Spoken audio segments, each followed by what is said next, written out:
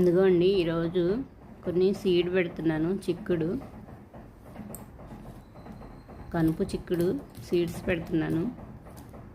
జూన్లో పెట్టలేదు, వర్షాలకి చెట్లు ఎక్కువగా వచ్చేస్తాయని ఇప్పుడు పెడుతున్నాను. జూలై వచ్చింది కదా. ఇదిగోండి గ్రో బ్యాగ్లో పెడుతున్నాను.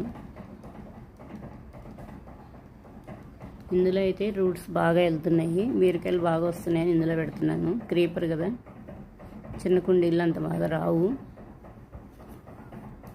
ఇటువైపు పెట్టేస్తున్నాను. ఇందులో కూడా బాగా వస్తున్నాయి. ఎందుకండి పండిపోయింది తీసేస్తున్నాను. ఇందులో కూడా బీరకాయ ముక్కలు స్టార్ట్ అవుతున్నాయి.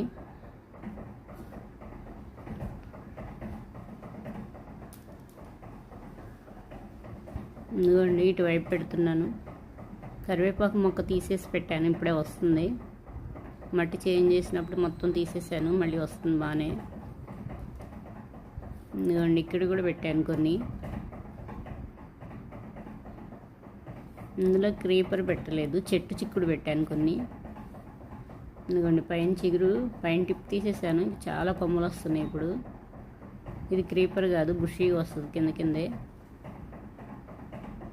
ఎందుకండి కరివేపాకు బాగా తీసేస్తున్నాను, బాగా వస్తుందేమో వర్షాలకని.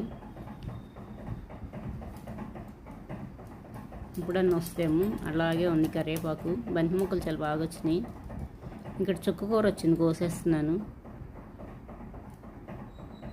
కోస్తున్న కొద్దీ చాలా బాగా వస్తుంది, అందుకే మళ్ళీ కోస్తున్నాను. లేతగా ఉంది.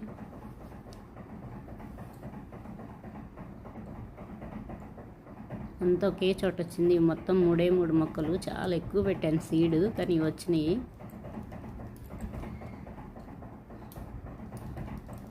బాగుంటుంది, ఇది పుల్లగా ఉంటుంది.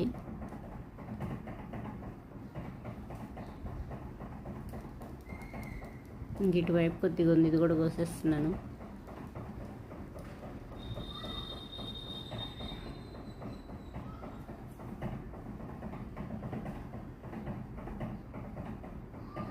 ఎందుకండి ఈరోజు ఫ్లవర్ వచ్చింది,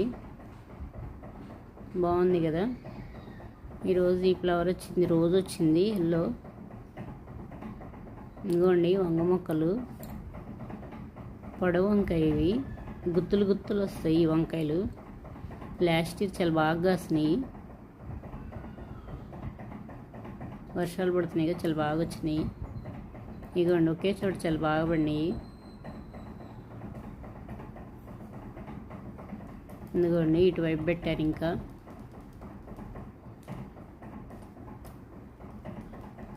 ఎందుకండి పొడవు వంకాయ మొక్కలు ఇవి. గుత్తి వంకాయ మొక్కలు చిన్న చిన్నగా ఉన్నాయి, ఇంకా వస్తాయి. ఇంకా వర్షాలు వస్తున్నాయి కదా. ఇదిగోండి ఇక్కడ చాలా ఎక్కువ పడినాయి. కింద పుదీనా కూడా చాలా బాగా వచ్చింది.